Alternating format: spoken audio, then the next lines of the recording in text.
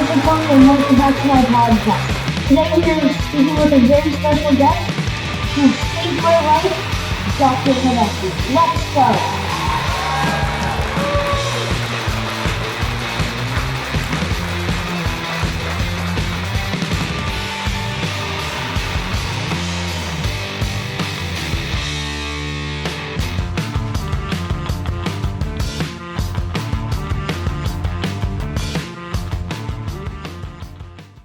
Bonjour, Dr. Vobecky. Thank you so much for joining my podcast. For those who don't know who Dr. Vobecky is, she was the reason why I'm here today. She was the one who saved my life when I was a baby. Hello, Dr. Vobecky. How are you doing today? I'm doing very well, and I'm very proud to be there and very happy to be there and be with you. I just want to say thank you so much for everything that you did to me. And so we're going to start off with the first question. Ready? Yes, Okay, so did you always know that you wanted to be a doctor when you were little, or did you wanted to do other stuff when you were a child? I knew that I wanted to do something that will make a difference in the life of others. I knew that I wanted to help, but I didn't really know that I wanted to be what I became. Oh, really? Yes. Oh, what was it like growing up in Czech Republic? Um, were your parents doctors also, or? Yes, but they were doing mostly social medicine and nutrition. But yes, they were doctors. And growing in Czech Republic, it was wonderful. Yeah? Yeah, I Did loved you it. did I you loved it, and I don't think that it had anything to do with the fact that it was Czech Republic. The way we lived was the way everybody lived, and the only thing I can say is that I enjoyed it, I loved it, and my goal was to give the same thing to my kids. A lot did, of love. did you play any sports when you were in Czech Republic? It's like a little Yes, follow. You did? well, yes, yes. I loved soccer and I loved volleyball. Um, you could have been any kind of doctor. Why did you choose pediatric um cardiology? Well, as I told before, it was not, I didn't wake up one day saying I want to be pediatric heart surgeon. I always knew that I wanted to do something, and it came to my mind when I was talking with my grandma.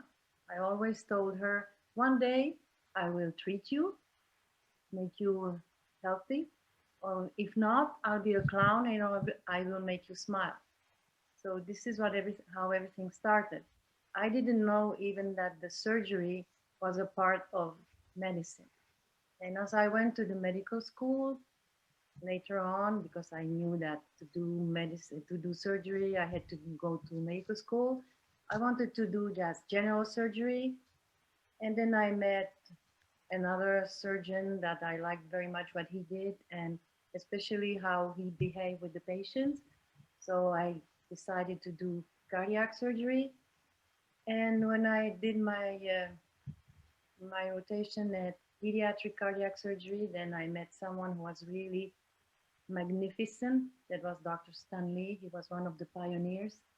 And he didn't really treat disease, he treated the patient. And I said, this is what I want to do, make people healthy, but also very good inside of them, proud of themselves, and be happy. That's awesome. What motivates you to go to work every day?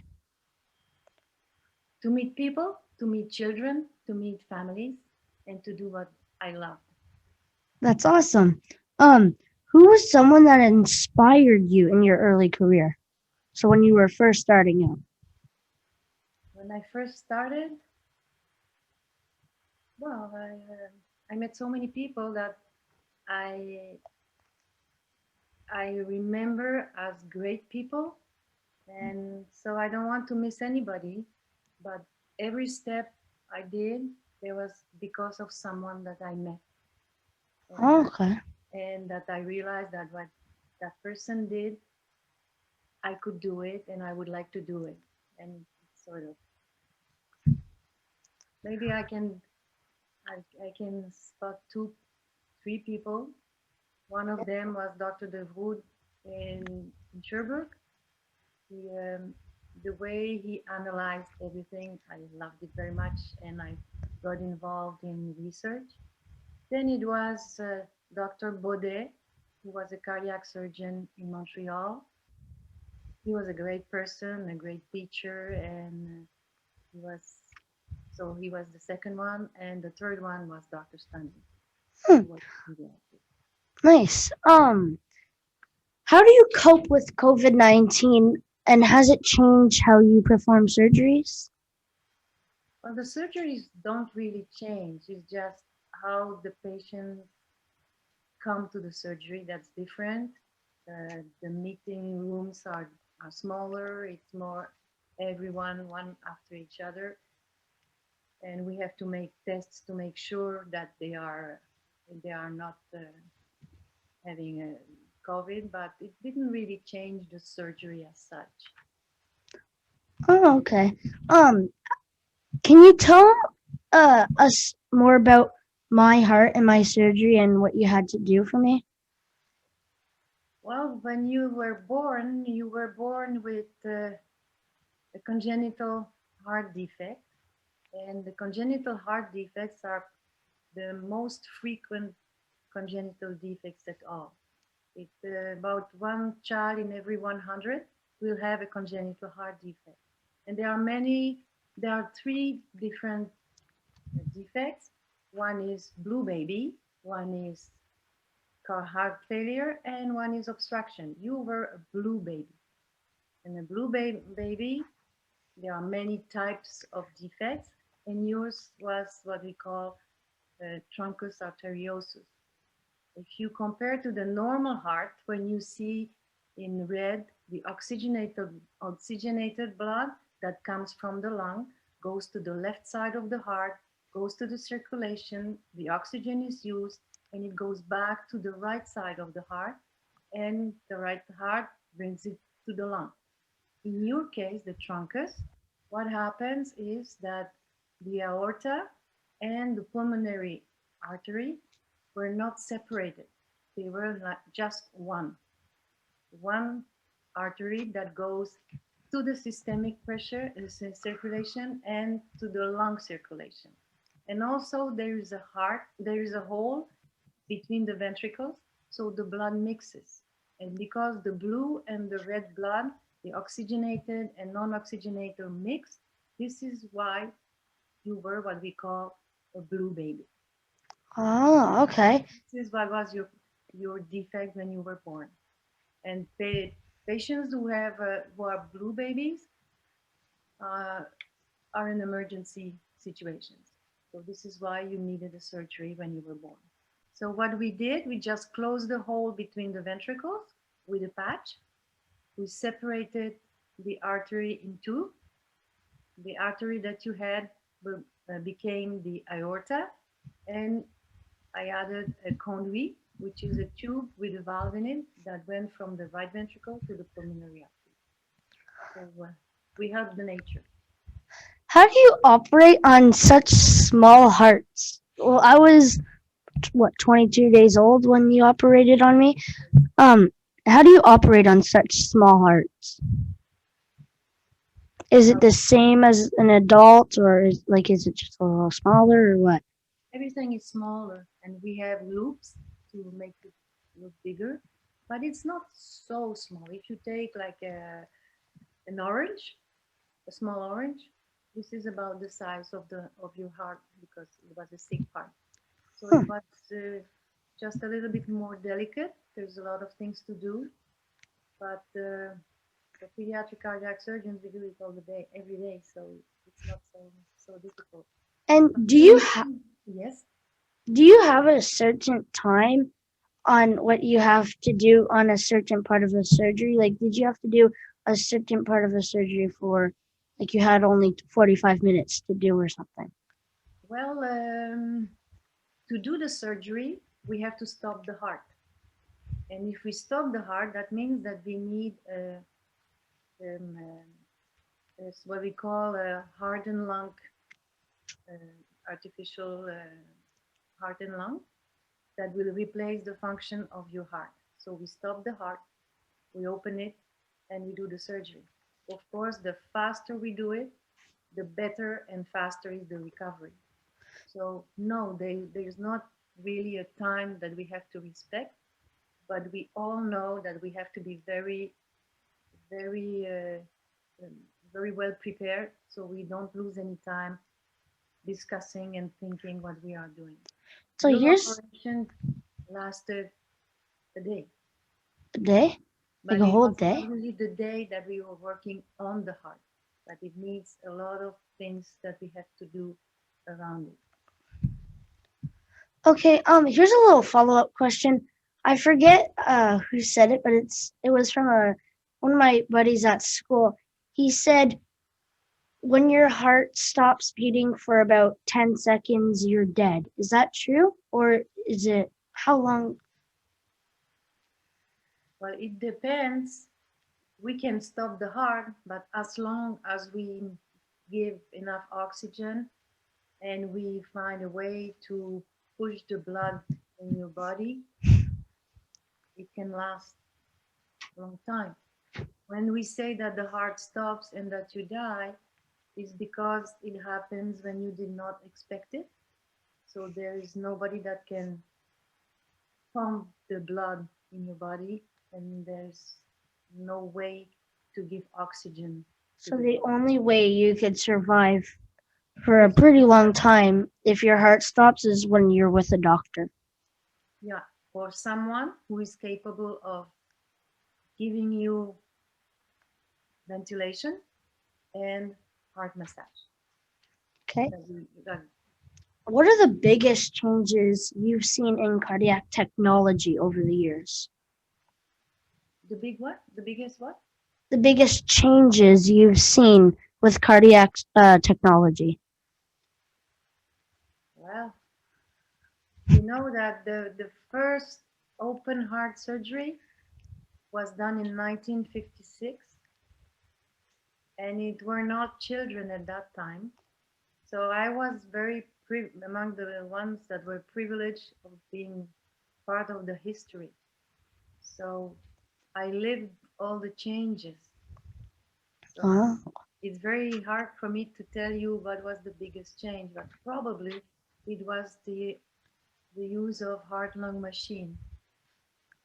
um, what do you think is going to be the next big change in cardiac surgery? Not the, it could be the technology, it could be the surgery itself. Probably if we can find a way not to have congenital heart defects, that would be the best one. Yeah, But honestly. I don't think that will happen, but there are many things that we can improve.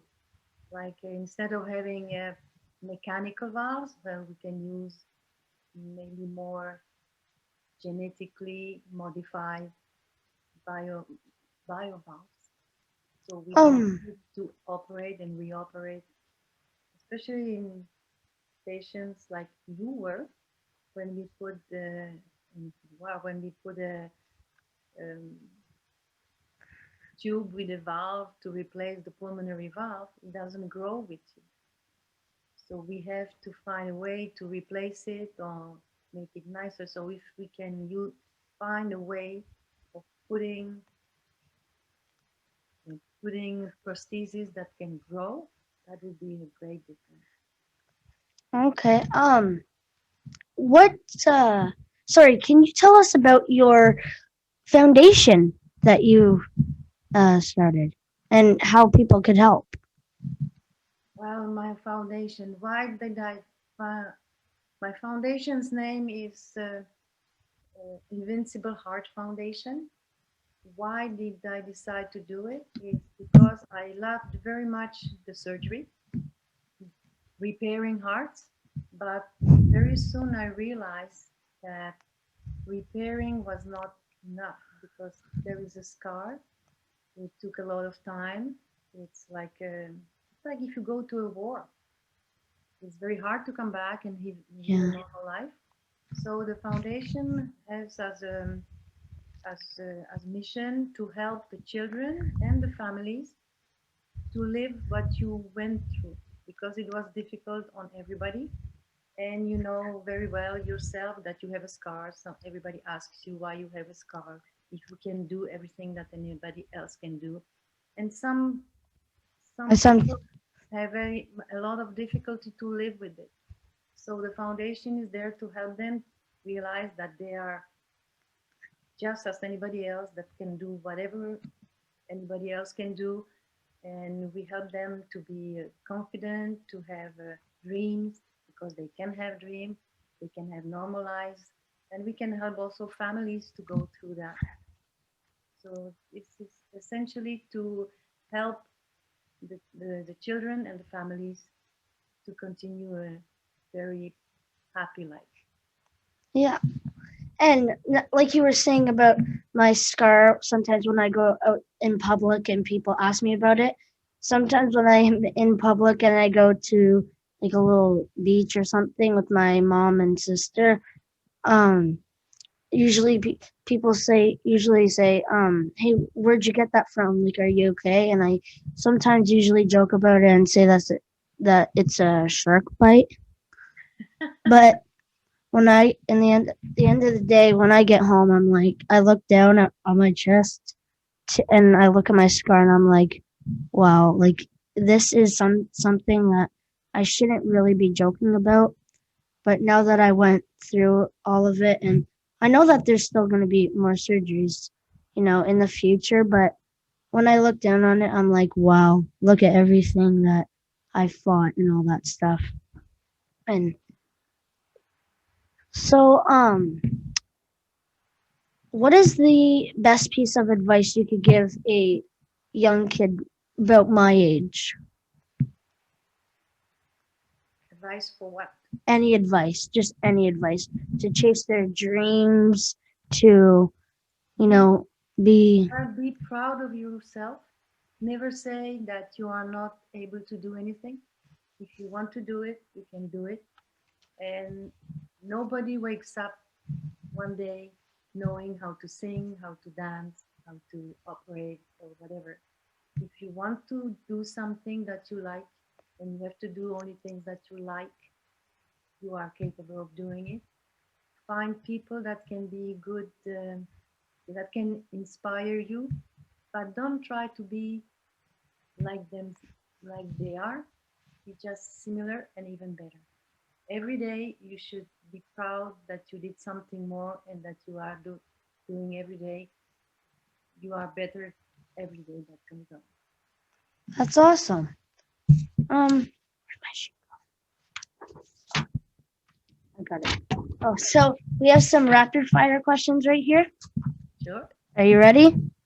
Now we see. Okay. I'll go a little slow. It's okay. Um, what is the most complex procedure you've ever performed? I don't know, You don't know? Okay, that's fine. because everyone is difficult for me. Oh, okay. Um, I don't think about the procedure. I think about the patient. how many surgeries do you think you've performed in your career? Oh, about 5,000. 5,000? Really? Wow, it was 30 years. Well, yeah, that is true. Um, what is the toughest part of a surgery?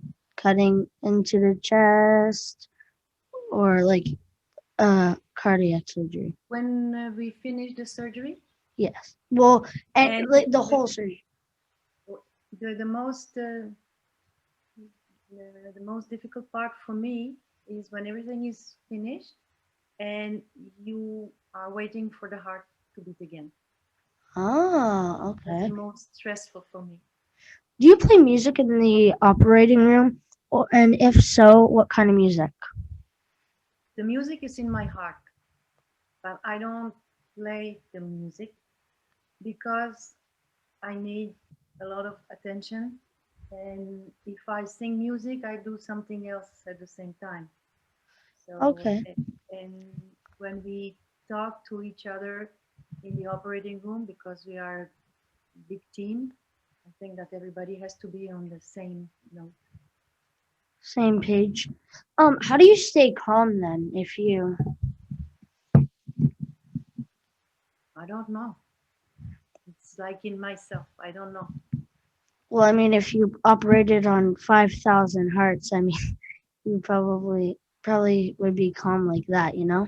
Just I used to it. don't know if you notice that, for example, when you drive a car and you almost hit a cat or a squirrel, in the moment you don't feel anything, but after that your heart comes and beats very, very fast.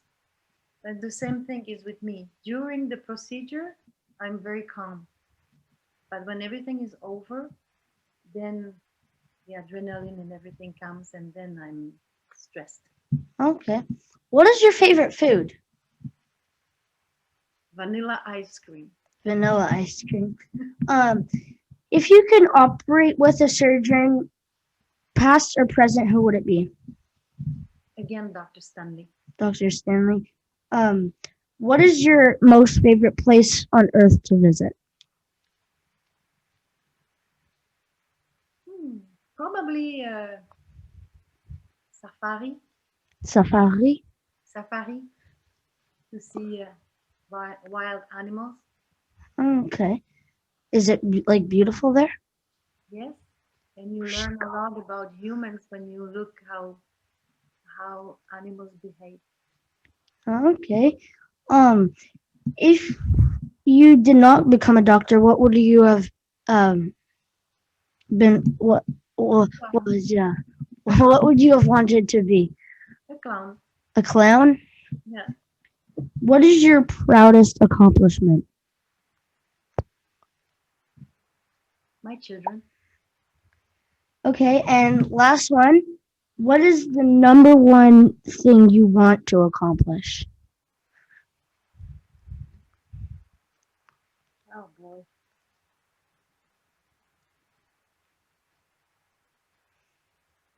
I don't know. Just be happy until Okay. the last day. Well, you did amazing.